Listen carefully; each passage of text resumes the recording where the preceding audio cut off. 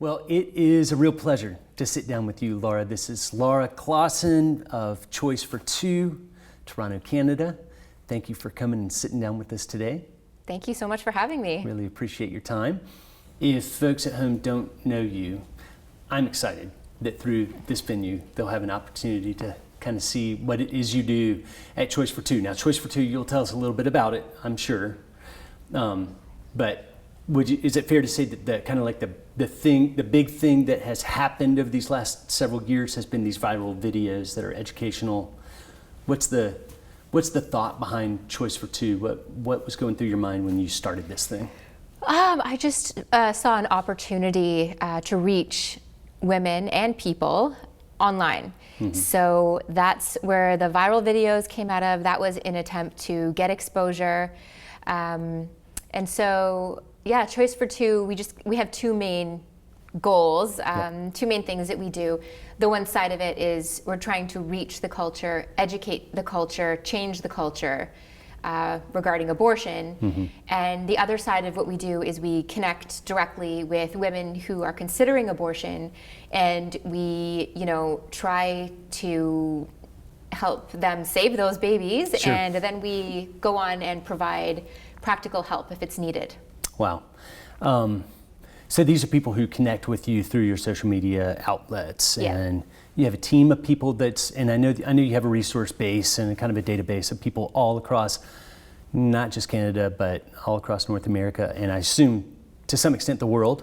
Yes. That you can try to connect people with some sort of local help. Exactly. Mm-hmm. Yeah, we attempt to connect them to a church. Mm-hmm. And we require in-person verification of the woman, so that we are, if we're needing to provide financial help or something like that. But also we want to get them into the community so that they can, come to know Christ, and their child can come to know Christ. So right. Yeah, it's a massive network now that we've got. Wow, that's fantastic. And it's been going for 6 years. Yes. It's amazing. So these videos are brilliant. They're a stroke of genius. Was this kind of your idea, or was this like you were talking with somebody and it came out? These satirical, kind of tongue-in-cheek, grabbing onto the culture. As we were talking off camera a minute ago, we were talking about the fact that you are not afraid to let what the culture is saying shine some sort of light on the anti-abortion, pro-life movement that maybe in the past people would think, oh, we're going to stay away from that. We don't want to be labeled that way. But right. You kind of embrace it and wear it and use it in a positive way. Yeah, it's been interesting because when we started, we would have called ourselves a pro-life organization. Yep. And then all of the people against us would say, and anytime we're mentioned in the news or anything, it's not a pro-life organization, it's an anti-abortion organization. That's right. So they were using that, and they were using it. Actually, Vice was here filming one of our, doing an episode, and she said, "So you're anti-abortion," and I could see that she was using that, needling a little bit. Yeah, and I'm like, yeah, right, and that kind of like surprised her. She's like, oh, and can you explain that? And of course, we're anti-abortion. Yeah. That's what we are, right? Like, we are not involved in any of the other pro-life areas, right? Sure. Like, all very good, I support that, valid, but we are specifically anti-abortion. Yeah. So now that's what we call ourselves. And you put that video right front and center on your website. I mean, I love that you went ahead and used, and obviously they had a little bit of an agenda, but I could tell that she, I think, was probably disarmed by what she found in you, and she seemed quite sympathetic, actually, in many ways, except when she wasn't with you. When she was with interviewing someone else. Yeah, that's their goal, right? They want to be kind of a neutral interviewer, which, we weren't expecting them to be. Okay. So we were right. Yeah. But you ended up with something that you could put on your website and say, this is who we are. Right, exactly. Yeah. And it gave us kind of street cred with non-Christians, non-pro-life people to see that we had been on Vice. Yeah. Okay, so there are people, I'm sure there are going to be people at home who are watching this who do not yet know who you are and what you do. We're going to talk about that. Hopefully we're going to weave some of your short viral videos into what we're doing today. But we're not on the Gospel Life Rally set today. We're on your turf. Yes. We're in Toronto. You've been recording today. Yeah. And so I didn't get to see any of that. I just came in. It's all still a secret to me. I know you got big projects that you're working on, but yeah. And there's no pink hair. Well, there today. was. Was there? Until you got here. Really? Yeah. I should have come in my pink wig. You should. You should put pink wigs for sale on the Choice for Two website. You'd probably sell a few. Yeah, so these quirky, tongue-in-cheek, satirical, viral videos that really kind of, I say, that you're a creative, you're a risk taker, you're a little bit of a lightning rod, but you're an apologist. Do you see yourself that way? Do you see yourself as an apologist? Not really. No? Like, I mean, I guess. Yeah. Yeah. It's not my main No. thing that I'm focusing on. But yeah, Yeah. like it all comes along with it. So apologetics, not in the sense of being apologetic for the fact that you have a firm stance against abortion, Right. but apologetics in terms of defending your position Right. and saying, this is why we believe what we believe, and people come at you with these questions. There are all these questions. Well, what about the fact that if you make abortion illegal, it's going to force women into back alleys, and they're going to have all these illegal, dangerous, dirty abortions, or you're a man, so you can't have an opinion Right. on this issue. So your videos really take all those kind of apologetics type questions in the pro-life world, a lot of them, and address them in a creative, satirical way. Yeah, that was the goal. We wanted to make content that people would watch, and our goal was to make a viral video. And so we were looking around to see what we needed to do to make one. And I just noticed a lot of satire videos would get a lot of traction online, and I like satire a lot. So we thought we'd make these really short, quirky, entertaining, like fun music. Yeah. Catchy visually. That's where the pink wig came in, and we have all the props and costumes, and that we took the apologetics and we added that to it. So what was the first one? What was the first video? The first one was My Body, My Choice. Yeah, no pink wig. No pink wig. Yeah, so we I wondered.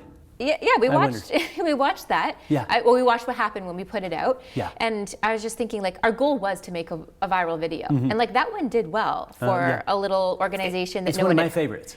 Oh yeah, I like it. Yeah. I mean, it's a classic apologetics. Right, exactly. Video. It's not your body. So Right. It's woman- not only your body. right, she doesn't abort her own body. Yeah. Right. So we looked at that and we thought, how can we take what we've done and make it better? Yeah. So that's where the pink wig came in and all the props, and we've kind of been going with that ever since, because that one went viral. Yep. It did go viral. Yeah. And then after that, what came next? Do you remember? I think we did No Uterus, No Say, Okay. which was the men. The man, The man yeah, that's not the- having an opinion. Right. I think that's what came next. An interesting argument. The Roe v. Wade decision in America was handed down by 9 men on the Supreme Court who aren't supposed to have a say in whether or not abortion is constitutional or whatever, because they're men. They Right. can't make that. They can't make that judgment. Right. Yet it's set in stone in the United States. Exactly. And maybe the most popular one is the magical birth canal. Yeah, so that's actually the first one we did with pink hair. Oh. Sorry, I was confused with what you were saying. Oh, I okay. thought we were talking about that one already. Yeah, so that was the first pink hair one. okay. Yeah. So the first pink hair one was Magical birth canal. magical birth canal, and then you went to no uterus, no say. That was And, okay. yeah, that sorry. makes sense. So the magical birth canal is. I showed it to a buddy of mine who's a videographer, and he worked with me in pro-life theology teaching, and he just wrote back and he said, "This is brilliant. This is going to change the conversation." Yeah, that was our goal. It is just ridiculous to when you see it, what we're actually saying, that you don't have human rights until you are born. Right. Which is technically the law. That's how it is here in Canada. Yes. So yeah, we just wanted to show how ridiculous it is. For people at home, we got to cut to it and see it. Sure. Human rights. You may think you've always had yours, but you would be wrong. So how did you get your human rights? From the magical birth canal, of course. Disclaimer, Birth canal is not the size of an actual birth canal. Just saying. Before the baby or fetus is born, it is not a human being. Clearly. But as it passes through the birth canal, something amazing happens that transforms it into a person with human rights. Observe. Not a person, not a person, not a person. Coming out the other end, a person! Human rights! Congratulations. You now have value. Can't say the same for this one. So what exactly happens in the birth canal that causes this magical transformation? No one knows. But popular scientific theories include fairies, aliens, or of course, a mini Big Bang. I think it's fairies. No human rights? Human rights. No human rights? Human rights. Makes sense. Thanks, magical birth canal. Science, logic, magic, human rights. What if it's a C-section?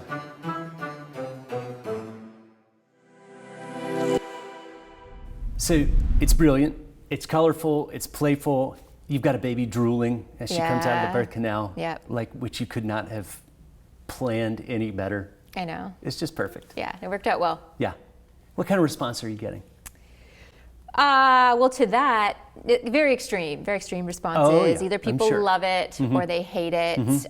But we have had people say, like, yeah, you're right. Like, this doesn't make sense. Yeah. This thing that we've been saying. So you've got evidence from people's responses that they're joining in the conversation and maybe reevaluating their opinions. Yeah, and a lot lately, I've had messages from people saying that I became anti-abortion after watching one of the videos. Okay. So that's really cool to That's know really that, cool. yeah, that's really cool. Because you're using the culture in a way that it's challenging people. Yeah. It's challenging people to think about it in a way maybe they'd never been willing to think about it before. Right. The pro-life movement is so filled with stereotypes and some baggage from the past, and it's almost like there needs to be this cultural hurdle that is leaped to be able to reach people in a new, in a fresh way, in a way that people haven't thought about it before, haven't been willing to think about it before. And the videos, I feel like, are doing that. We're trying, yep. You're humble. Magical Birth Canal, do you know how many views it has right now?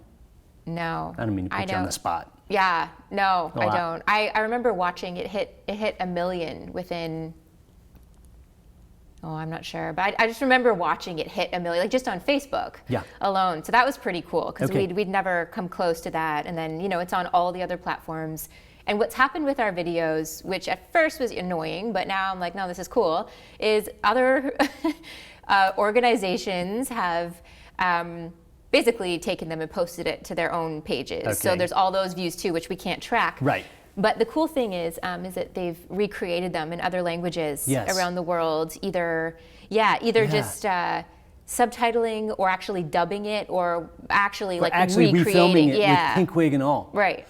How many countries or languages do you have any idea how many do you have some ideas of where specifically you can say, okay, it has been done in Peru, or it has been done in Argentina, Germany, Russia, like all over the place. It's very cool. Romania, and we have a lot of requests coming in so we work with those organizations across the world to have them do whatever they need to do, and we put would you rather they just subtitle your video, or would you rather they get in there and I like it when they themselves?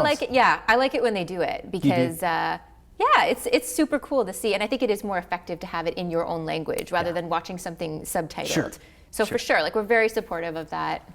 Yeah, a lot of times when we go overseas and teach, people will come to hear the foreign expert, but they're sitting there and they're watching me teach, and they're saying, oh, that's good teaching, but in their mind they're saying, yeah, but he doesn't know what it's like here. He really doesn't understand. But if I can teach a local pastor to say the same things that I'm saying, right, and then step aside, just kind of get up and introduce him and say, we're Passion Life, this is what we do, and I step aside and kind of put the mantle on him, they listen to everything that he says and they say, yes, and this is for us. Exactly, and that's the idea. Like, the idea is not for like us to be doing everything, right? Right. Like, we want everyone to be doing this. Sure. So yeah. it's a worldwide, I mean, it's an international thing. I know you've got all kinds of international traction. Yes, I know. Yeah, it's crazy. Like, I didn't see this coming. It's, I had high hopes starting Choice for Two that it would be successful and like take off and become something. I just didn't think that it would be this big. So you did on your website, you kind of have them, you had the videos grouped, if you will, as sort of like series. Yeah. I know it's not hard and fast rule or anything, but that's right. what we've been talking about is the Just Saying Yes. series that always have that little catch line Yeah. in it somewhere.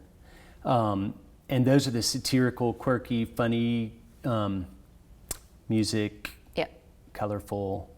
And then you have done some other series. You've done some testimonial type things from Right. women who have had abortions and did not feel empowered. So that's the not empowered portion of your Yeah. website. Yeah, so those were sad film days. Were they? Yeah. Are these people that you learned about through the ministry or? Yeah, the one Felicia, who we actually did a Choose Life video of her as well, where she did keep her baby. Okay. And I knew her because she moved into the maternity home that was local to where I lived, and I know Okay. the woman who ran it. So Sure. I met her there. Okay. And she has a crazy story, but she's completely changed her life around. It's amazing. Wow. But then before she chose life for her daughter, she actually had an abortion. Right. So then, which she didn't tell me for years, actually. So we ended up filming that for that series, and then we have another one on there, and that woman chose to be You can't conceal see- her yeah, identity. Yeah, you can't see who she is. Yes, Yeah. and just really tragic. The whole lie that abortion will empower women. Right. And we've seen the complete opposite, and just the devastation that it causes. We've seen it too. Yeah. Yeah, and so then you've got the stories of, you're not really, I regret my abortion, but I chose life type Yeah. stories that are Choose Life series. the Choose Life series. Okay, thank you. Sometimes I need a little We're not help. too creative on Yeah, that. no. So that you've got the Choose Life. Those are encouraging stories. Right. People who have struggled through. We often say that when a woman is in a crisis of any sort, but a crisis pregnancy, of course, she's in a crisis of faith. She's trying to figure out how to feed a baby. That's a faith question in some sense. Yep. How do I feed a baby is a faith question. Or what do I do with my guilt and my shame? Because now I'm pregnant and people are going to find out that I'm unmarried and Yeah. I'm pregnant. And how do I deal with this? What do I do with my guilt and shame is a faith question, right? So some of these women have opened their hearts to faith in maybe Laura Klassen or Choice for Two or some other person who's helping them at a time that's difficult in their lives. And as they open their heart and trust somebody, it's similar to opening their hearts to faith questions that maybe they have never thought of themselves as religious before. You've seen women come to Christ through this ministry. Yeah, that's one of our goals, because we do work one-on-one with them. We do Yes. get to know them, and we do plug them into a church locally where they are. That is the goal, right? Like, that's the big goal. We try and save babies, but also trying to save people Yes, eternally. yeah. So Sure. obviously, pretty important. And the church obviously provides a structure of support Yes. and love and Yeah. encouragement and ongoing help. Yeah. Yeah. I love that you guys do that you really have a focus on how you can bring these people into a church environment Right. that will help them in the long run. Right. Because Choice for Two can't walk through every minute of every day with No. every woman and No, every like, man. right. Well, we're not there. Right. There is something to be said for actually physically being involved in someone's life. And there are a couple women, I think I've had 4 now, who were local to me, who I was able to go and meet with them. Yeah. And they're the ones that I really stay in touch with Sure, of and course. talk to all the time and encourage and that type of thing. So the women on our team are spread out a bit as well. So they've all had opportunity to work with, if we get a woman And we're like, oh, this person on our team is right there. She's near so you. yeah, that's Yeah. happened a couple times, and Yeah. it's just very encouraging too for our team members Yes. to be able to do that, right? Yes, I think that people who have not been involved in helping someone through a pregnancy crisis don't realize this, how faith growing and encouraging it is for the helper. Yeah. Oh yeah. What kind of blessings Right. come to being involved in a woman's life or a man's life or a family's life over the long haul. Absolutely. And you've been able to do that, to some extent. You can't meet every single woman who contacts you, but Right. No, but I have had a few. yeah, but there's that personal interaction, Yeah. either with you or with someone on your team or with the Yes. local church that you've plugged them into. Yes. And that's the point that we're talking about here. The Gospel Life Rally, we're really trying to kind of center in on and learning everything that we can learn about how the gospel really provides a place of long-term impact, not just on the abortion issue, how the abortion issue is affected by the gospel. Right. And the fact that if you can connect people to a church where people will love them with the love of Christ and teach them to walk with Christ and teach them to obey Christ and teach them the great benefits and blessings of embracing the gospel with their whole lives, that God is He's a sustainer, He's a healer, He is a provider, Right. He's a protector. Yeah, like so important, and also like, especially for the post-abortive women who are hurting, the gospel is the only answer. That's it. Like when we first started Choice for Two, I was trying to refer them to, just figuring things out, and even like a lot of them would say, I don't want a religious organization to talk to this about. I want a secular therapy something. Sure. And there just isn't. Those things don't exist, and those things don't work, like honestly. So you need the gospel, and the only one who can forgive you and take that burden away from you is Jesus Christ. So Yeah. No, that's exactly right, and I'm glad to hear you say it that way. That there is a certain amount of healing and restoration that you can go through post-abortively, but ultimate peace and restoration comes through the fact that yes, you have a history of shedding innocent blood in your life, but there is someone else who shed innocent blood to cover over that time in your life. right. Innocent blood for innocent blood. Okay, that brings us, I guess, to What does that bring us to? I don't know. Well, what it brings us to, I think, is this next set of videos that you've done more recently. Okay, these animated videos. They're two of the kind of the newer style, the animated style on your website. Yeah.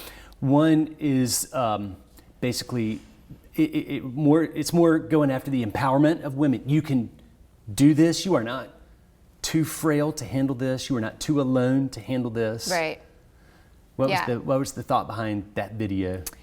Pretty much that. Like the abortion side of things, they're always saying women can't. Women need to murder their babies because they can't do whatever, right?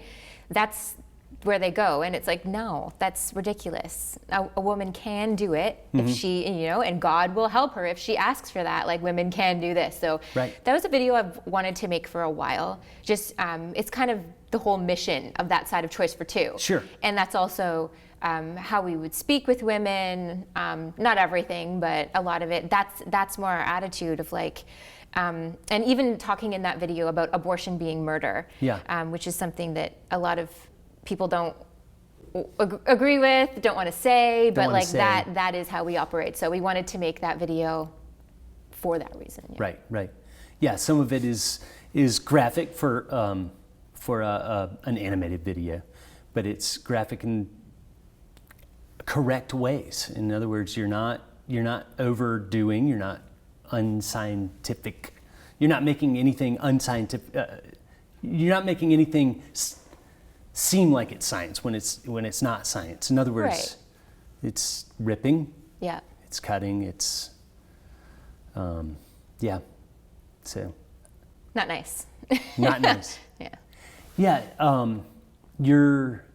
you seem to be unafraid of the sticky points, the the things that the culture gets hung up on, and maybe the things that the Christian church gets hung up on in saying, well, it's not so nice to talk about these things because people have been through hard times, Laura. Yes. And we don't really want to say anything that's going to make it worse for them. What do you say to that?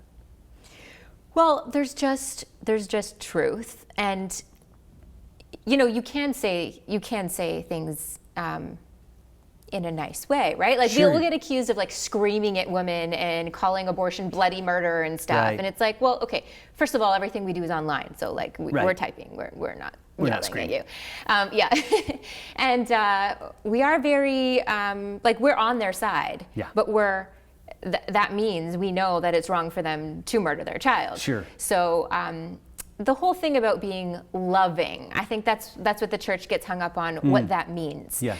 Because loving to them means not saying anything confrontational or anything that would make them feel bad. Right. When really loving is telling them the truth. Exactly.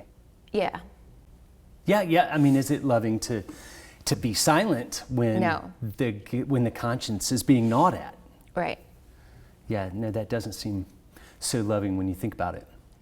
I again, one of the things that I think is refreshing about you is your willingness to embrace that which so much of the movement runs away from, and say, let's just wear this and say, this is who we are. Yeah. I mean, we are anti-abortion. Yeah. When someone trolls you and says something really ugly and really nasty, you should put it right on your website or right on your social media feed. Right. Because I want to show people. See, our side has this bad rap for screaming at women, Yes. and being offensive, Yes. and being mean, nasty, terrible people. Yes. And so I'm just like, that's not who we are. And look at what is going on over here. Mm-hmm. Like, this is crazy, the stuff that they're bringing at us. So I think it exposes a lot, because the whole pro-choice, the pro-abortion movement Mm-hmm. is a very dark thing, right? Like, they are advocating for the murder of babies. Yes. That's what they're built on. Right, and they call it choice.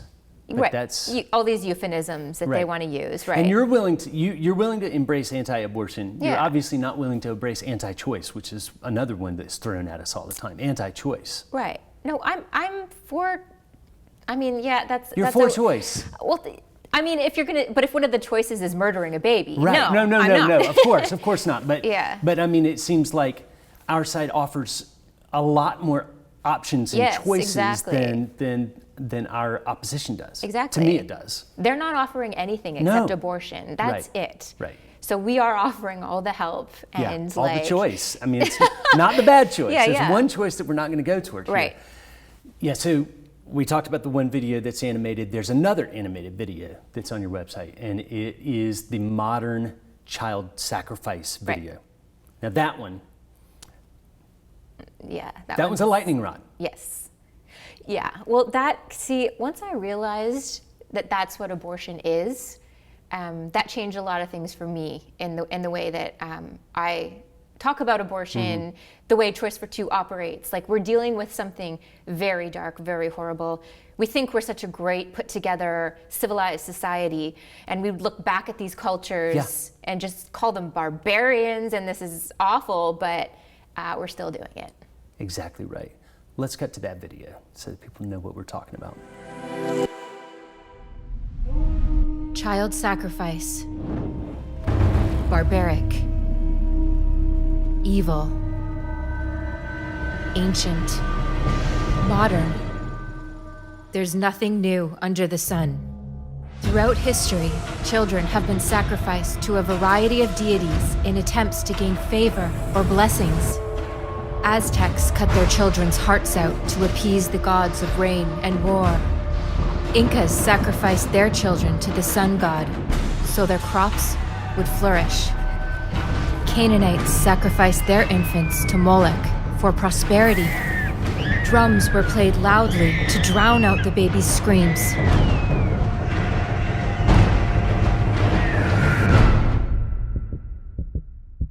Child sacrifice never stopped, and we still don't hear their screams.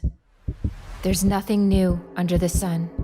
We sacrifice our children today, not for rain or war victories, but for freedom or convenience. We sacrifice to gain favor in the workplace, or for the blessings of money or fame. We sacrifice our babies on the altar of free sex. Child sacrifice is no longer a public event. It's done behind closed doors. Rather than a gory burning or bloody stabbing, it's become a neat, sterile, and clinical event.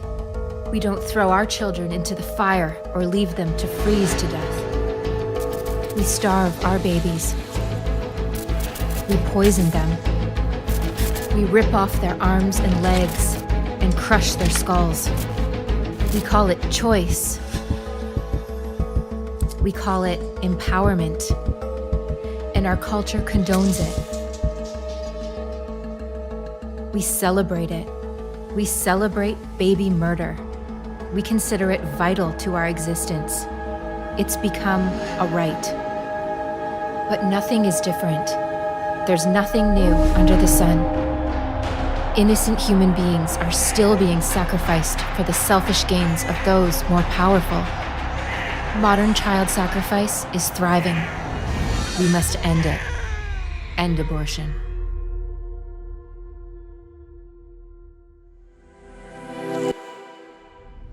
Wow, so it's you're pulling no punches there. You're calling it what it is. Right. Child sacrifice. Yes. Advanced society doing the things that people centuries ago were doing, and we have looked at them as though they were uncivilized and barbaric for doing. Right. Why do you call it child sacrifice? What's being traded? What's being sacrificed? Right. So in the ancient times, they do it for all the reasons of, getting rain or having successful crops or winning wars and that Sure. kind of thing. And so now, if you look at the reasons why women are aborting, killing their own children, a lot of the same reasons in terms of self-preservation. Okay. Right? Like, Right. oh, I can't have a baby now, I need to go to school. Right. Oh, this is going to interfere with my work. Right. I've even had women that I've interacted with who aborted because they didn't want to mess up their travel plans. Oh. They had a vacation booked, and this pregnancy they didn't want. And they figured, oh, I'll abort this child and come back and try again because I do want to get pregnant. Like, just some of the reasons are just so barbaric. It like, is barbaric.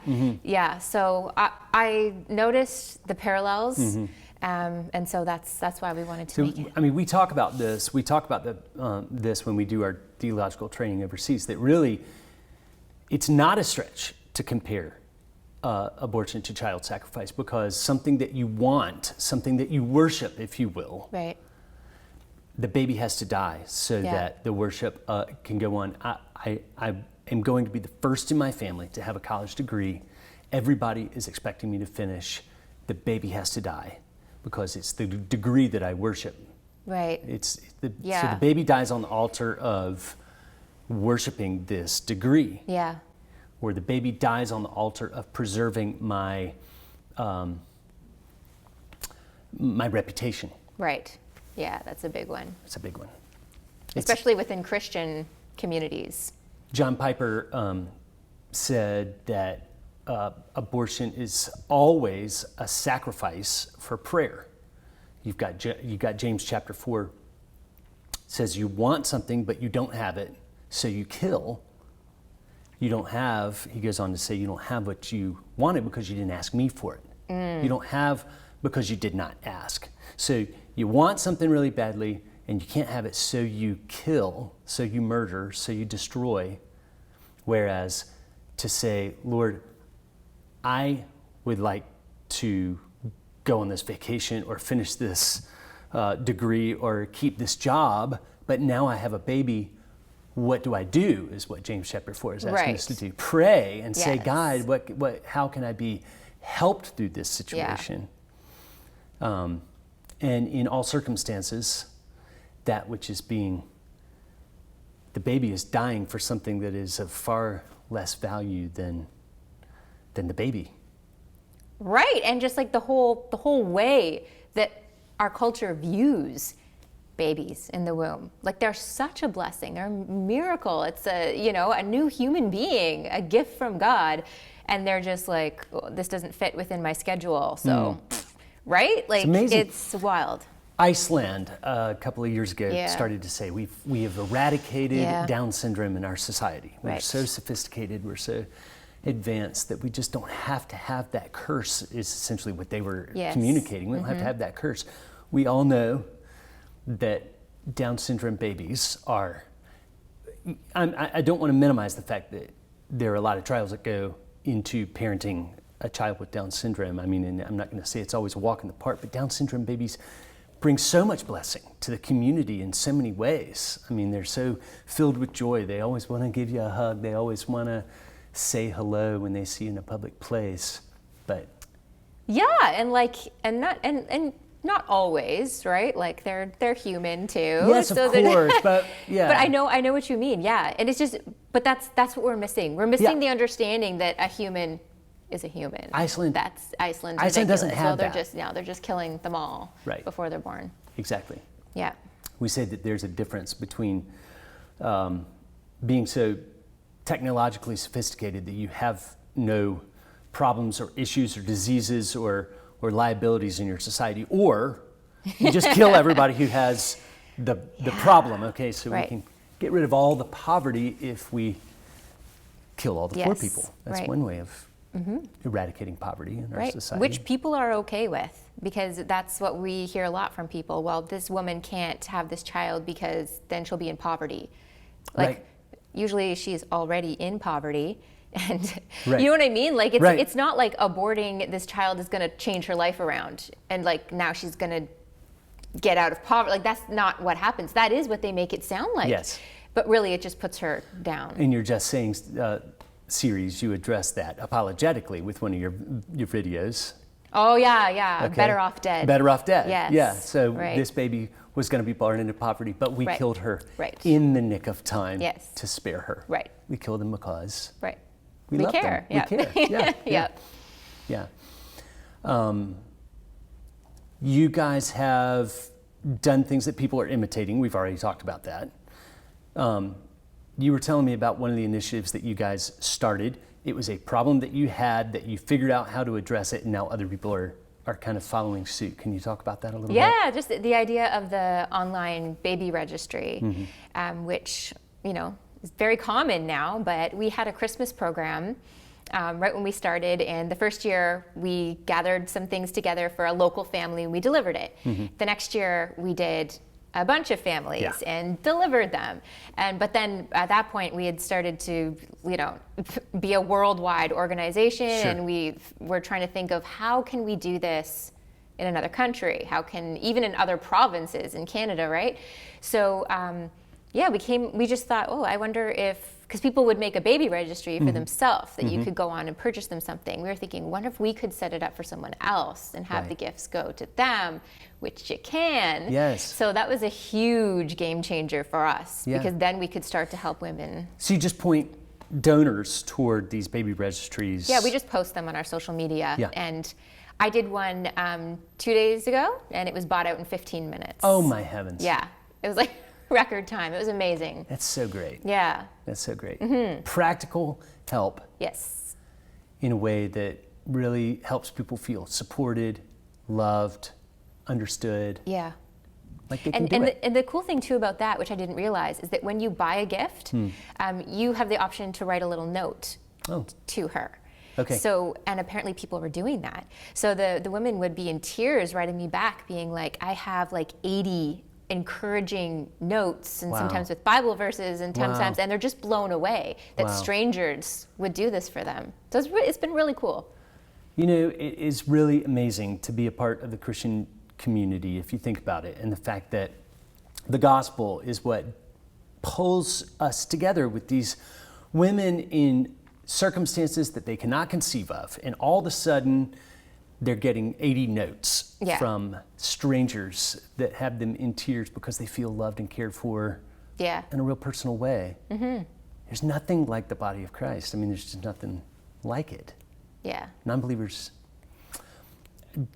don't get to experience that on the level that we do. Life would be hard. Yeah. Yeah. Well, I mean, you guys are doing so much great work, and it's not just the videos. It's I know that you are getting responses on the videos, but it's the practical help in all these other ways that you guys are doing and connecting people with churches who will love and serve these families in the long run. Right. Can you tell me a story or anything like that from something that you remember recently, either from a video or from some sort of practical intervention? Does anything pop to mind recently? I need to plan these ahead of time. I There's know. so many. I'm just springing this stuff on you. Did people ask you that question? Yeah. And I'm always thinking I should pick it, but yeah, because like actually we have a baby that was just born who's in the NICU, about to get out of the NICU, but the mom saw our child sacrifice video and she messaged in and she said, I'm canceling my abortion because I just watched this video and you're right, and everything you said in there as to the reasons why they're sacrificing. She was like, that's me. And she's like, I can't do it. Wow. So yeah, it's really cool. It's really cool, like when we're making a video, because you know you wanna make a good video that people are gonna watch, but to hear that they've actually helped to save lives, like that's wild. Yeah, and so she gave birth, and they are, I think maybe now just getting out of the NICU, So about to come home. This She is recent. did. Yeah. This is very recent. Yeah. So, and just same thing with the baby registry and all the help and all that. So that was cool, just directly tied to the video. That's so neat. That's so neat. A couple of years ago in China, we have some folks there who are working in some practical pro-life help ministry, and a Muslim couple gave birth to quadruplets, not triplets, but quadruplets, natural quadruplets, no fertility medication, just natural born quadruplets.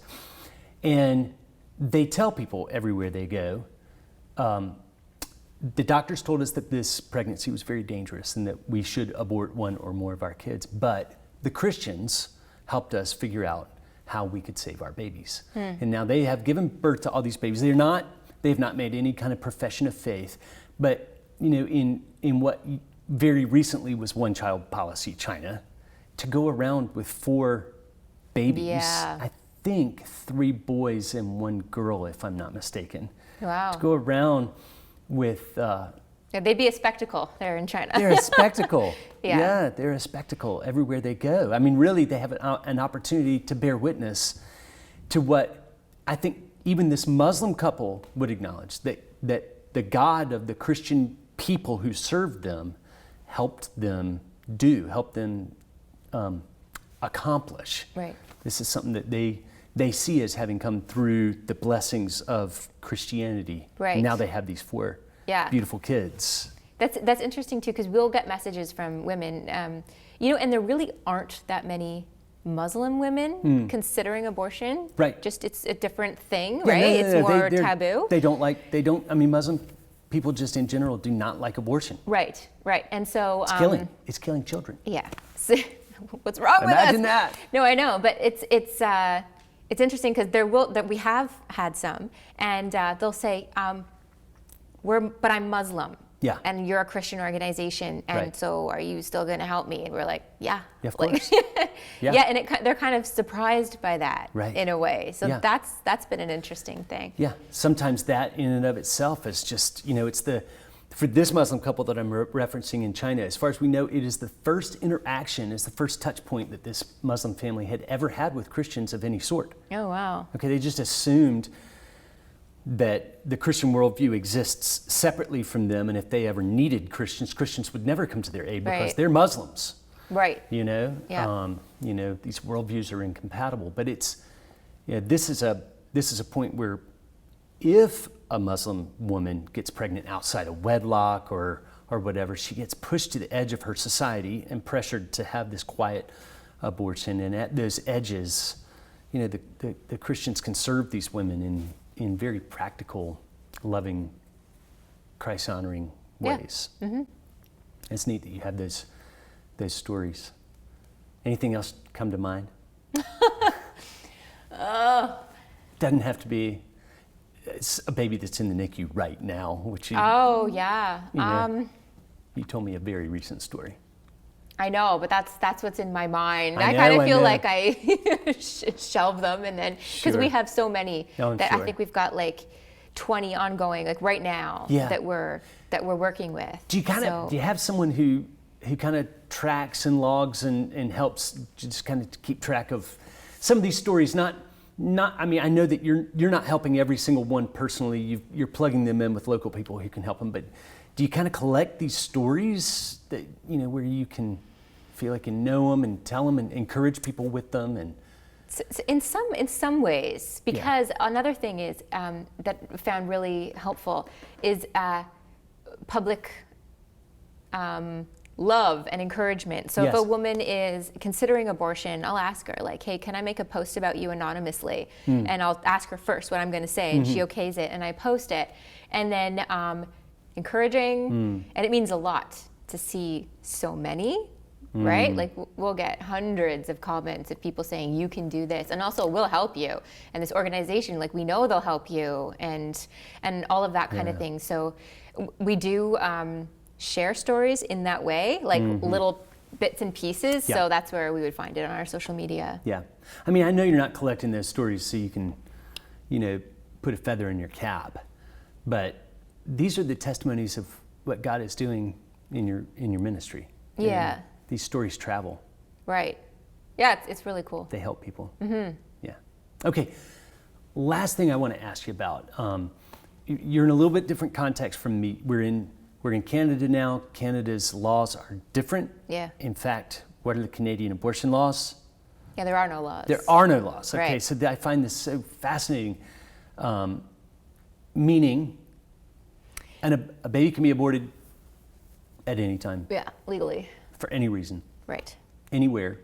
I mean, in all the provinces. Yeah, like, so what happened because we did have a law, which I think in '69 it was put in by Pierre Trudeau, Okay.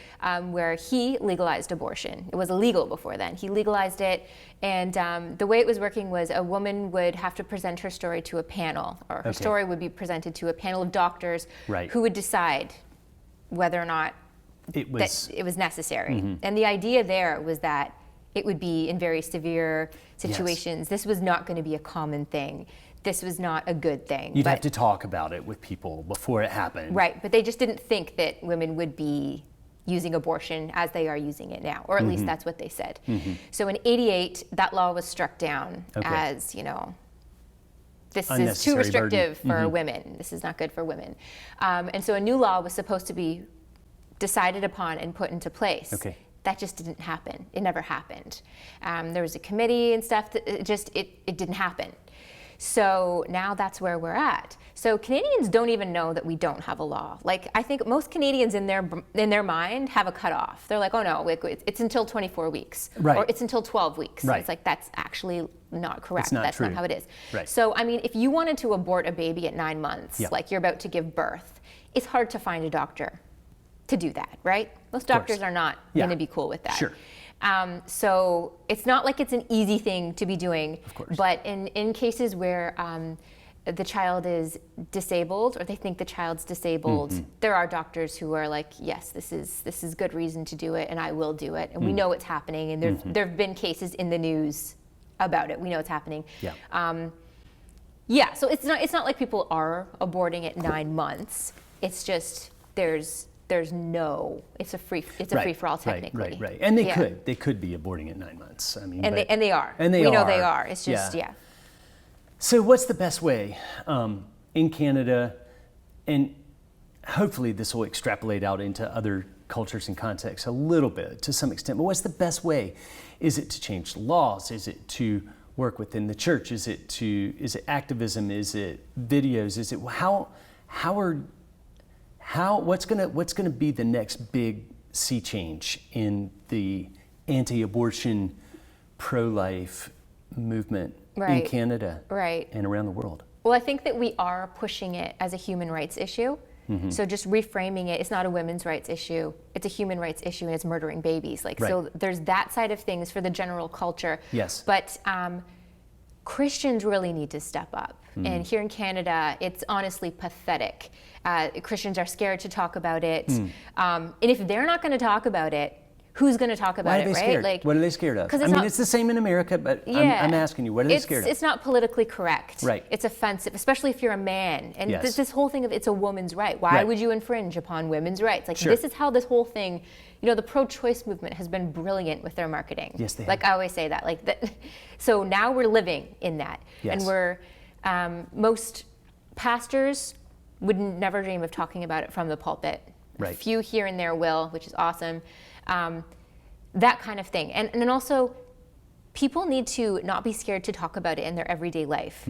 Like, you don't need to hide that you're anti-abortion. You can just throw that into conversation normally. Like, you're having a conversation at work or whatever, and someone mentions it, and just be like, well, you mean like killing babies? Right. Like, you're really supporting that. Like, talk about it. Happened to me in an airport this week. A lady and a guy across the restaurant kind of having a conversation about politics, and all of a sudden she started talking about abortion. She was like, "It's killing babies, and I'm not into it." Next thing I know, there are 10 people talking about this. Some on one side of the issue, some on the other, but there's a healthy conversation. Yes. That's come out in the open, Yes. and everybody is. Well, it has for you guys down there. That conversation is not out in the open here, which Yeah. is what we're Well, it's working towards. It's unusual. It's Yes. unusual in America, but yeah, those kinds of things help. Yes. But what you said, I think, really needs to be kind of the last word: is that Christians have to step up, because Yeah. this is our territory. Yes. This is it's not the calling and the God-given responsibility of the politicians, No. but it's for us, yeah. Which, like, somehow everyone's forgotten and is too scared to do. In America, the topic of the day in 1840 was the slave trade, and it had to stop because it was a human rights violation. It was an injustice that was unimaginable, and Christians Yes. led the charge. Yeah. And now, slavery is unthinkable by and large. I mean, they're fringe people, right? Yeah. But as Americans, we reject slavery as a blight Yeah. on our national history. Yes. And that's what we're moving toward. But it will be Christians that have to lead well on this issue. Right. It will be Christian leaders, pastors, Yes. clergy that will have to lead well on this issue. Right. Start leading. I'm waiting for it. I'm here for it. Amen. I mean, that's the last word. Start Amazing. leading. Laura, thank you so much for what you're doing, for what Choice for Two is doing. We're rooting for you. We're excited. We're looking to you for encouragement, and you're setting the bar in many ways.